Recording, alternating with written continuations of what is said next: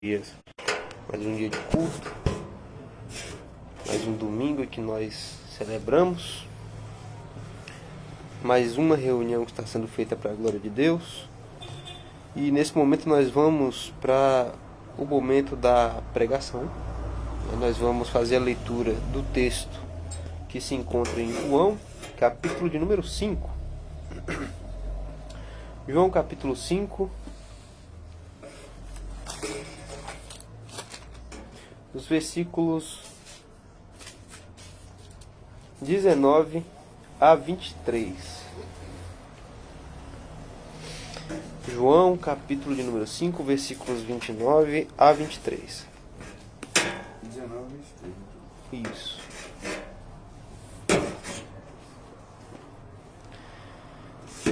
Todos que encontraram, digam amém. Amém. Vamos fazer a leitura juntos? João capítulo 5, versículo 19 a 23 diz o seguinte: Mas Jesus respondeu e disse-lhes: Na verdade, vos digo que o Filho por si mesmo não pode fazer coisa alguma se o não vir fazer o Pai. Porque tudo quanto ele faz, o Filho o faz igualmente.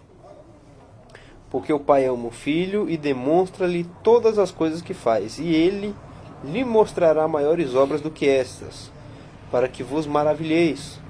Porque como o Pai ressuscita os mortos e os vivifica, assim também o Filho vivifica aqueles que quer.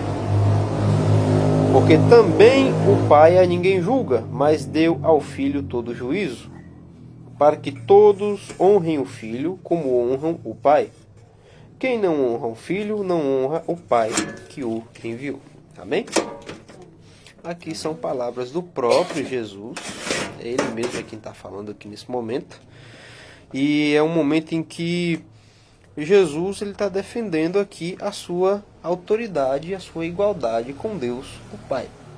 O povo judeu, que era justamente quem estava questionando ele, porque nessa ocasião aqui em que Jesus está falando essas palavras, ele tinha acabado de curar um homem e era sábado. E o povo judeu era tão cego, ignorante espiritualmente, que é o que a gente estava falando aqui agora há pouco com você, Washington, a cegueira espiritual que não faz a pessoa olhar para a palavra de Deus e para os princípios dele e verem o que há de bom que ele faz, só conseguirem ficar presos às suas regrinhas que eles mesmos criam, né? Tudo bem que o sábado ele fazia parte da lei de Deus, só que eles levavam ao pé da letra, era algo literal, você não podia fazer literalmente nada, mesmo que aquilo que você fizesse fosse uma coisa boa. Mesmo que aquilo que você fizesse no sábado fosse algo produtivo. Mesmo que aquilo que você faz no sábado fosse algo essencialmente bom. Se você fizesse qualquer coisa, por mais maravilhosa e digna que fosse, você está errado. E aí Jesus vem quebrando isso aqui, quando ele cura esse homem no sábado. E ele mostra aqui a sua autoridade no verso 17 que a gente não leu. Jesus fala, meu pai trabalha até agora e eu trabalho também. Ou seja, Deus não tirou um dia para descansar. Quando fala lá na criação que no sétimo dia ele descansou, está falando que Deus parou a sua obra criadora naquele dia. Mas Deus trabalha desde sempre. Do sétimo para frente que ele terminou de criar tudo que tinha para criar, ele vem trabalhando para sustentar toda essa criação dele de forma generosa e boa. E aí vem o povo israelita recebendo a lei de Deus para guardar o sábado, porque era um dia em que eles deveriam parar as suas atividades laborais, parar o seu trabalho, parar as suas outras atividades, para quê? Para dedicar a Deus, para se lembrar de Deus, para meditar na criação, para meditar nele, para fazer algo que é bom. Então significa que o que era bom de ser feito não estava proibido de ser feito, né? Fazer algo genuinamente bom. O próprio Jesus questiona eles: se vocês verem uma ovelha caída no buraco, vocês não vão lá tirar ela porque é sábado? Seria algo bom ir lá pegar a ovelha que está presa no buraco, vai passar o dia todo lá cativa lá dentro. É algo bom a ser produzido, né? E aí Jesus nesse momento aqui ele vai defender a sua autoridade e a sua igualdade com o Pai. O texto que a gente leu, dos versículos 19 a 23, já começa dizendo o seguinte: em verdade vos digo que o Filho nada pode fazer de si mesmo, senão somente aquilo que vir fazer o Pai. Porque tudo o que este fizer, o Filho também semelhantemente o faz. O que isso significa? À primeira vista, quem lê assim de um modo grosseiro pode pensar que Jesus não teria autonomia para fazer nada, sem que o Pai desse autoridade, autorização ou coisa do tipo. Parece um texto que, se você ler de forma literal, parece que assim, Deus, o Pai, ele é um Deus maior e o Filho é um Deus menor. Quando Jesus fala, não pode fazer nada, em verdade, que o Filho nada pode fazer de si mesmo, se não vir o Pai fazer. Fica parecendo que Jesus ele tem uma posição de inferioridade diante de Deus o Pai. O que há nessa relação entre eles é o respeito, é o temor, é a reverência que Jesus, enquanto Filho de Deus, tem pelo seu Pai, que é uma coisa natural. Nós temos aqui o nosso pastor, nós temos que é o nosso pastor, e aqui está presente o filho dele. E o filho dele respeita ele. Por quê? Porque ele é o Pai. Agora, o que Jesus está querendo dizer aqui não é uma inferioridade. A gente vê o resto do versículo, Jesus dizendo o seguinte: porque tudo o que este fizer, o Filho também semelhantemente faz. Ou seja, Jesus ele é essencialmente igual a Deus o Pai. Tudo que o Pai faz, da forma como o Pai age, da forma como o Pai pensa, da forma como ele constitui as coisas, o Filho faz exatamente a mesma coisa, na mesma autoridade, no mesmo poder, nas mesmas condições, na mesma iminência. Então não há aqui como é que nós podemos dizer, uma escala onde um está acima do outro, o outro está debaixo da autoridade do outro. Não é assim, né? Na ocasião da encarnação de Cristo, Jesus se sujeitou, né? É o que a Bíblia vai dizer, que ele aprendeu a obediência, que ele se tornou servo, né? Mas Jesus, em essência, ele é exatamente igual a Deus, o Pai. Então, quando Jesus diz que ele nada pode fazer de si mesmo, não está afirmando falta de poder, não está afirmando inferioridade, não está afirmando falta de autoridade ou de permissão para agir, né? O contexto mostra exatamente o contrário. A ideia aqui de que o filho ele não age independentemente do pai. Há uma perfeita harmonia entre as duas coisas. Tudo que o pai faz, o filho também realiza. O filho também executa. E isso é uma afirmação para a gente extraordinária. Extraordinária. Nenhum profeta poderia dizer: tudo que Deus faz, eu também faço. Moisés, que era o ícone do povo judeu, que era... A gente vai ler a história dele lá no Êxodo e nos demais 5 livros. Moisés era um profeta de peso real. Ele realizou realmente muitos sinais, muitas coisas. Foi o legislador de Israel, foi quem deu a lei. Foi ele o precursor da libertação, que Deus comissionou ele para isso. E tantas outras coisas mais. Tantos sinais que foram feitos no Sinai e ao longo da caminhada no deserto juntamente com o povo durante 40 anos. Nem Moisés podia dizer: o que Deus faz, eu também faço. O que Deus realiza, eu também realizo. O que Deus é, eu também sou. Não. Nem Moisés podia falar isso. Elias, que a gente vai ver também a história dele no livro de 1 Reis. Ou é de 2 Reis, eu não vou lembrar exatamente, mas acho que é 1 Reis mesmo. Com toda aquela autoridade que ele recebeu enquanto profeta da parte de Deus, nem ele podia dizer: eu faço o que Deus faz também.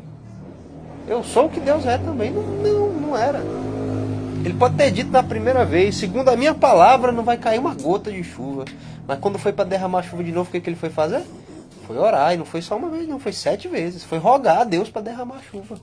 Se ele tivesse realmente as condições de fazer o que Deus faz, ele não precisava orar. Ele só fazia. Ele só realizava. Então isso aqui mostra Jesus em sua eminência e superioridade e igualdade juntamente com o Pai. O que Deus faz, Jesus também realiza. E o que Deus é em sua essência, Jesus também é em sua essência também. Essa é a afirmação aqui. E Jesus continua o que ele está falando, verso 20. Porque o Pai ama o Filho e mostra-lhe todas as coisas que faz. E ele lhe mostrará maiores obras do que essas, para que vos maravilheis. Porque o Pai ama o Filho e lhe mostra tudo o que faz. Aqui a relação entre o Pai e o Filho é íntima e perfeita. Jesus ele não é um mero mensageiro recebendo instruções, né? Quando ele fala assim, ó, o Pai ama o Filho e ele mostra todas as coisas que faz, né? Não é que Jesus está sendo instruído, ele participa plenamente da obra divina. É isso que Jesus está ensinando aqui, ó. O Pai ama o Filho e ele ensina, ele mostra todas as coisas que ele realiza. E ele faz tudo isso. Não é que Jesus está agindo somente como os profetas agiam, mais uma vez, né? Que meramente eles recebiam a instrução e eles deliberavam essa instrução, eles deliberavam a profecia e a palavra, né? E eles participavam de uma certa forma do plano de Deus, né? Mas Jesus ele participa do plano divino como executor, como a origem do plano, como o centro desse plano, que a gente vai ver, por exemplo, Paulo falar que os que foram eleitos para serem salvos por Deus foram eleitos em Jesus Cristo. Foram eleitos em Jesus. Então Jesus ele é o centro de todo esse plano redentor que Deus elaborou. É isso que Jesus também propaga com essa outra afirmação que ele acabou de fazer aqui. A perfeita unidade de Deus, o Pai agindo em conjunto com o Filho de maneira igual.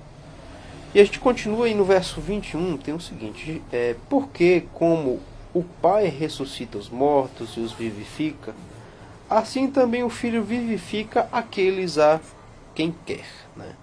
Dar vida, a gente sempre viu nas Escrituras que conceder vida sempre foi um atributo divino, sempre foi um atributo de Deus. Não há nenhuma outra criatura que a gente vai ver aqui que concede vida senão Deus. Até nas ocasiões em que a gente vê pessoas sendo ressuscitadas, pessoas sendo curadas, né, que é um sinônimo de vigor, de vida sendo restaurado, sempre era pelo poder de Deus. Era Deus quem realizava essa obra. A gente vai ver a primeira ressurreição que a gente tem registro nas Escrituras foi com o profeta Elias, justamente. Aí foi Elias rogar a Deus para que aquele menino voltasse a viver, para que a alma dele fosse devolvida. E Deus atendeu. Então, dar vida é um atributo divino. Então, no Antigo Testamento, Deus é quem possui essa autoridade sobre a vida e a morte. E aqui Jesus ele afirma que ele também concede vida segundo a sua própria vontade. Olha aqui mais uma vez Jesus demonstrando a sua igualdade com Deus o Pai. Assim como Deus vivifica os mortos, eu também, o Filho também vivifica aqueles que quer. E é interessante Jesus falando que ele vivifica quem quer, porque isso mostra outro aspecto que Jesus tem, que é também de Deus o Pai, que é a sua soberania. Ele vivifica quem ele quer. No sentido espiritual da coisa, né? Ele dá vida espiritual para quem ele quiser, que a gente sabe que não vai ser todo mundo que vai ser salvo. Então, Jesus ele deu para alguns e não foi para todo mundo, e foi para quem ele quis. Né? Aquela ideia que a gente tem. Jesus deu para quem veio até ele e o recebeu, que está escrito lá em João, capítulo 1, verso 12. Sim, de fato, é o que está sendo afirmado ali. Mas o fato daquela pessoa ter vindo a Cristo para receber vida da parte dele também fez parte do que Jesus está falando aqui. Ele deu vida para aquela pessoa porque ele quis. Aquela pessoa, Jesus quis vivificá-la e pelo Espírito Santo ele atraiu aquela pessoa até ele para que aquela pessoa viesse a ele e recebesse vida de sua parte. Né? Jesus ele é soberano. É outro aspecto dele. Né? Soberania. A gente gosta muito de falar Deus é soberano de fato. E em Jesus Cristo a gente vê essa soberania. Jesus vivifica quem quer. Jesus vivifica quem quer. Tanto espiritualmente, a gente sabe que não é todo mundo a quem Jesus dá essa vida, quanto corporeamente. Claro que no dia da ressurreição ele vai ressuscitar todos.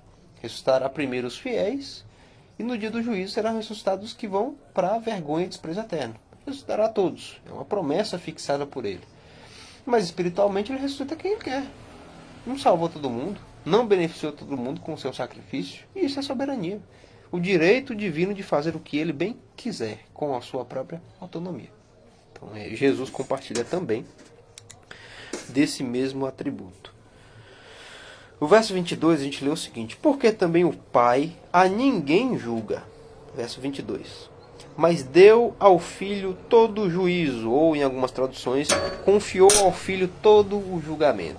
O que isso significa? Significa que o julgamento final, que pertence a Deus, agora está confiado ao Filho Jesus Cristo. Antes a gente via Deus o Pai como aquele que executava o juízo no Antigo Testamento e na maioria das vezes era imediato. A pessoa fazia alguma coisa, ela transgredia, desobedecia, ela era perversa. No ato, Deus já julgava a pessoa. Matava ali mesmo. A pessoa morria ou ela padecia de algum castigo muito tenebroso, como uma doença instantânea, algo desse tipo. A gente sempre vai ver isso na leitura do Antigo Testamento. Tanto que o pessoal usa isso para dizer que o Deus do Antigo Testamento, o Deus do Antigo Testamento é o mesmíssimo. O Deus do Antigo Testamento é o Deus do Novo que matou Herodes porque não quis glorificá-lo comido por vermes. Foi o Deus que matou Ananias e Safira instantaneamente porque eles foram querer contar uma mentira sobre as propriedades que eles venderam. Foi o Deus que permitiu que Judas fosse mau e cruel até o final para padecer do castigo que ele padeceu, que foi se matando. É o Deus que mergulhará o mundo em todas aquelas pragas prometidas lá no livro de Apocalipse. É o mesmíssimo, não tem diferença. A gente gosta de diferenciar. O Deus do Antigo Testamento era mais cruel, o Deus do... Não, ele é o mesmo. É o mesmíssimo. Com a diferença disso aqui, que agora o julgamento está confiado ao Filho. E o que o Filho fala? Se a gente for lá no Evangelho de João, acredito que é no capítulo 12 ou é 11, eu não tenho certeza. Mas é no Evangelho de João que Jesus fala: se alguém não quiser ouvir a minha palavra, eu não julgo ninguém. Mas vai ter alguém que há de julgar naquele dia, que é a palavra que eu disse para vocês. Qual é a diferença agora? Antes que o julgamento era no ato. A pessoa fazia e já recebia no ato o castigo. O juízo agora confiado ao Filho funciona como? Por hora você pode fazer o que você quiser. Mas vai ter um dia em que você vai ter que comparecer diante do juízo para a prestação de contas. E nesse dia, infelizmente, você não vai poder escapar, não vai poder fazer absolutamente nada. Ali o juízo está confiado ao Filho para um único dia. A gente vai ver isso também sendo dito lá em Atos. Por Paulo, quando ele está pregando na cidade de Atenas, ele vai dizer para os atenienses, enquanto ele está pregando: Deus, não tendo em conta os tempos da ignorância, ele agora anuncia a todos os homens em todo lugar que se arrependam, porquanto tem determinado um dia, ou seja, um dia específico, em que com justiça há de julgar o mundo por meio daquele que ele escolheu, ou seja, por meio de Jesus Cristo. Então o juízo, agora confiado ao Filho, está reservado para um único dia específico, em que ele vai ser realizado. E Jesus está dizendo que foi confiado a ele. O Pai a ninguém julga, mas ao Filho confiou todo o julgamento. Ou seja, agora o Pai passou tudo para Jesus. Passou tudo para ele e falou: agora é com você. É você que vai executar tudo. O Pai que realizava o juízo, agora o Filho está confiado nas mãos dele. É ele que executa. Todo o plano redentor de Deus, toda a história de Deus, de Cristo para frente, agora está aos cuidados de Jesus Cristo. Também pode significar, a gente não pode afirmar porque é interpretativo, mas pode significar aquela visão que João tem de Jesus lá em Apocalipse, tomando o livro selado das mãos do que estava sentado sobre o trono. É isso. Ele daquele ponto para frente agora, a história está reservada aos cuidados dele. É ele quem guia, é ele quem julga. É dele a atuação desse ponto para frente. Né? Então o julgamento final pertence a Deus, entretanto, o Pai confiou isso tudo ao seu Filho. Isso mostra a posição exaltada de Jesus Cristo como juiz de toda a humanidade. Jesus, ele é o juiz de absolutamente tudo e todos. Está confiado nas mãos dele. Se você for julgado espiritualmente, pode ter certeza. Você pode afirmar com toda certeza: quem vai realizar esse julgamento é Jesus. Não somente das pessoas, dos seres humanos, mas dos seres espirituais também. Os demônios, as entidades, tudo está reservado para o juízo que ele vai executar. Que ele executa. Continuando, verso de número 23, que foi o último versículo que nós lemos, diz o seguinte: para que todos honrem o Filho como honram o Pai. Quem não honra o Filho, não honra o Pai que o enviou. E essa aqui é uma das declarações mais fortes que a gente encontra aqui no Evangelho de João sobre a divindade de Jesus Cristo. Jesus, ele não diz que o Filho deve receber uma honra específica ou menor. Ele está falando que a mesma honraria que é dada para Deus o Pai tem que ser destinada para ele.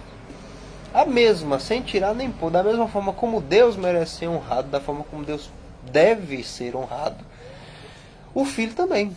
A gente não honra Jesus em uma posição assim, que o Pai ele é superior, a gente dá uma honra específica para ele, e para o Filho dá uma honra específica também, porque ele está numa posição um pouco mais abaixo. Não.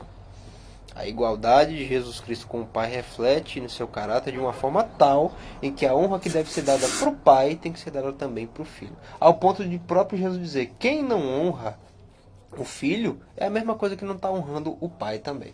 Ou seja, quem não honra Jesus não adianta dizer que está honrando a Deus. Não honra.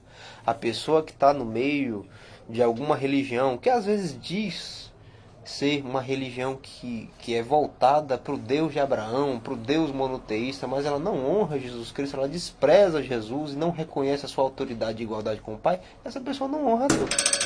Ela pode achar que ela está honrando a Deus com todos os seus atos, com a sua obediência, enfim, mas não está. Jesus foi bem claro e categórico. O Espírito Santo foi bem claro e categórico quando ele inspira essas palavras que foram escritas aqui. Quer dizer, se você não honra Jesus Cristo, você não honra a Deus o Pai. Até porque a vontade de Deus Pai é que todos sejam sujeitos a Jesus. Vamos voltar lá no Salmo de número 2, está escrito isso. É um salmo messiânico, que fala sobre a autoridade do Filho. Está lá escrito, beijai o Filho para que não se ire e pereçais no caminho. Ou seja, a vontade de Deus para todo mundo é que todos se sujeitem ao seu Filho Jesus. Sob ameaça, promessa de ameaça, de que quem não o faz vai incorrer na ira dele. Beijai o Filho para que não se ire e vocês pereçam no meio do caminho, quando finalmente se acender a sua ira. Queridos, diante dessa leitura que nós fizemos, uma leitura breve, com algumas palavras, não foram muitas, né? A gente leu apenas 5 versículos aqui. Mas o que a gente tem para reter de tudo isso? Primeiro, a perfeita harmonia, unidade, igualdade de Jesus e do Pai. A trindade de Deus, o Pai, o Filho e o Espírito Santo é uma coisa que nós não podemos assim de maneira clara conceber. Porque nós cremos que há uma única divindade. Há um Deus, não há vários deuses, não é um panteão. Há um único Deus. Há uma única força e poder divino.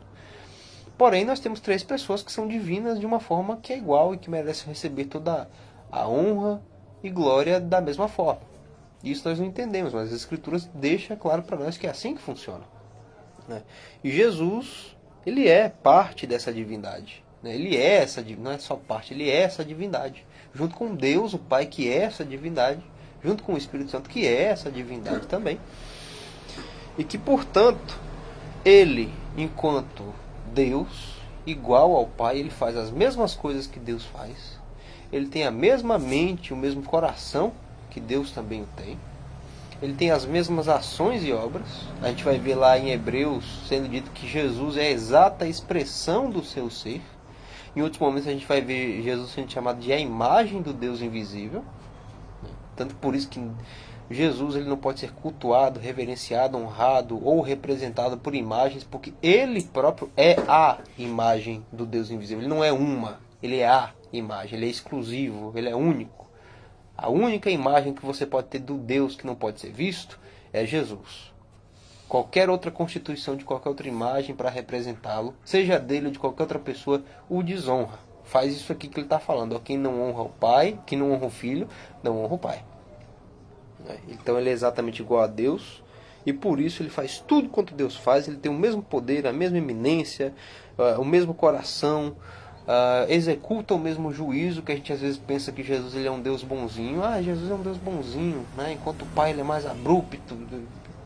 Gente, no tempo em que Deus, o Pai, ministrava o juízo, era na hora e se instigava temor. No tempo do Filho, ele está deixando, ele vai deixando a pessoa, vai fazendo. Não é querendo colocar Jesus aqui com um caráter cruel, de alguém que se omite de ajudar a pessoa na sua condição espiritual para que ela no final padeça. Mas a realidade é essa.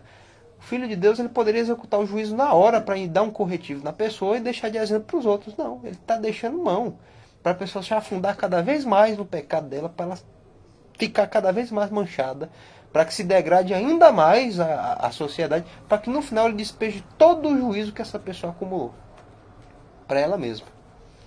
Então a gente fala, Jesus é um Deus assim tão bonzinho, tão calminho. Não é não, ele é tão impetuoso quanto o Pai que o enviou. Não é à toa que ele é referenciado como o leão da tribo de Judá, como alguém imponente, como alguém forte, viril, feroz, que pisa os inimigos. Ele é representado lá em Apocalipse como aquele que pisa o lagar da ira de Deus. Ou seja, o lagar é o que? Um ambiente onde as uvas eram colocadas e o vinhateiro ele pisoteava as uvas para poder produzir o suco, produzir o vinho. E quando diz que Jesus é quem pisa o lagar dessa ira, é porque os pés dele é que vão amassar, esmagar as pessoas que vão ser jogadas dentro desse lagar. Então ele é, quanto Deus, ele é impetuoso mesmo no seu juízo. Outra coisa que nós vamos observar com a leitura que nós fizemos aqui, é que quem rejeita Jesus Cristo, rejeita Deus. Se a gente voltar aqui no capítulo 1 do Evangelho de João, no versículo 12 está escrito: veio para os seus, mas os seus não o receberam. Mas todos quantos o receberam, deu-lhes o poder de serem feitos filhos de Deus. Então quem recebe Jesus é feito filho de Deus, é recebido por Deus, é amado por Deus e está em comunhão com Deus. Ao passo em que o contrário disso é verdade. Quem rejeita Jesus Cristo, Deus o também rejeita veementemente. Lembrando mais uma vez do Salmo de número 2. Qual é a vontade de Deus para todo ser humano? Que todos se sujeitem a seu filho. Beijai o filho, se sujeitem ao filho, honrai o filho. Para quê? Para que ele não se ire e você pereça debaixo dessa ira. Então quem rejeita Jesus, rejeita Deus. A pessoa pode servir, achar que está servindo a Deus, fazendo o que a gente vai ver em muitas religiões, mas enquanto ela não honrar Jesus Cristo tal qual ele merece ser honrado, tal qual Deus é honrado, essa pessoa não está servindo a Deus. Essa pessoa vai padecer. Ela vai sofrer essa ira que Deus prometeu. Não é que a gente costuma falar das promessas de Deus. As promessas de Deus não se resumem só às coisas boas que ele promete. Se diz respeito também às ameaças prometidas. Deus prometeu, ele ameaçou. Se sujeitem ao meu filho, senão vocês vão perecer debaixo da minha ira. A pessoa rejeita Jesus, infelizmente o que está reservado para ela é isso. Vai perecer debaixo da ira de Deus. E outra coisa que nós aprendemos aqui é que Jesus ele é vivificador. Assim como o Pai vivifica os mortos, o Filho vivifica a quem quer. Meus queridos irmãos, se você é crente em Jesus, se você o recebeu, se você o honra, se você vive com Ele para a glória de Deus, então você foi vivificado por Ele. Você é uma das pessoas que se beneficiou disso que Ele falou. Ele vivifica quem quer. Ele quis vivificar você. Dentre tantos e tantos, Ele quis vivificar você. Te vivificou, te deu vida. Deu o Espírito dele para você. Ele deu a você o poder de ser feito filho de Deus.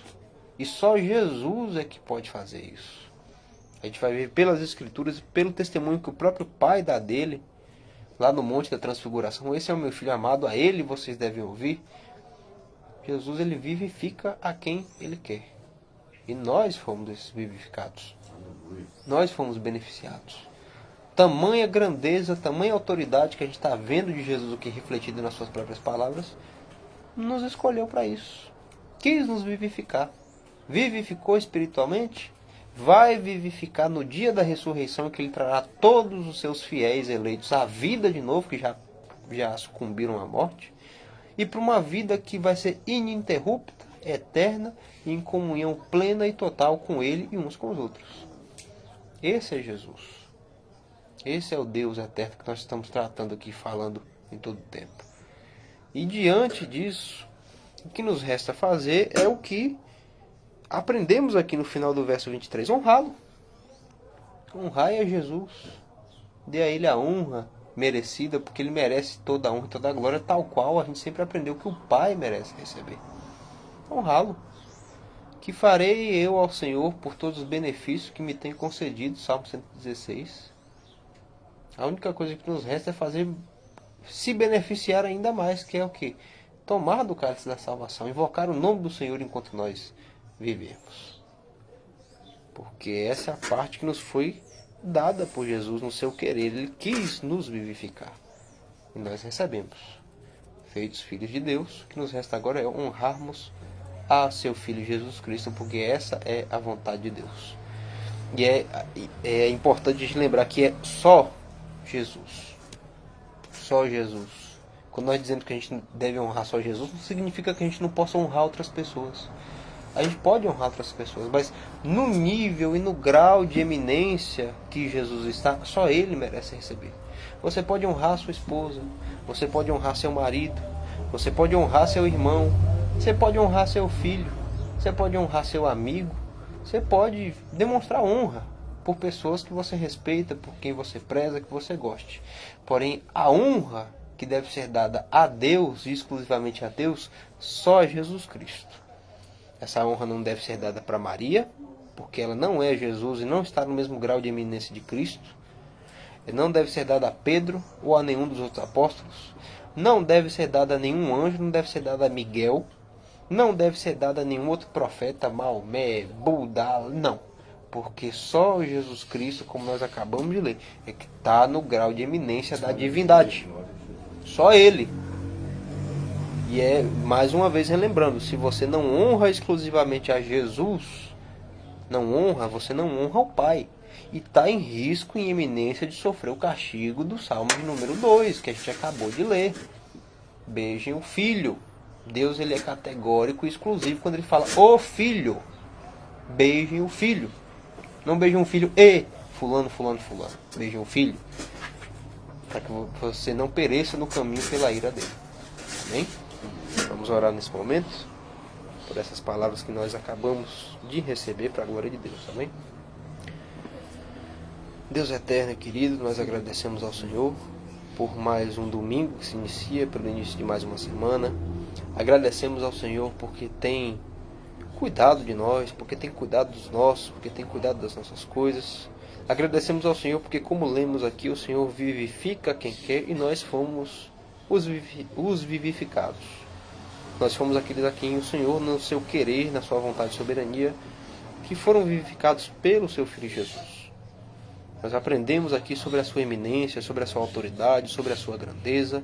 Aprendemos aqui sobre o quanto Jesus Cristo deve ser honrado, o quanto ele é eminente tal qual o Senhor é.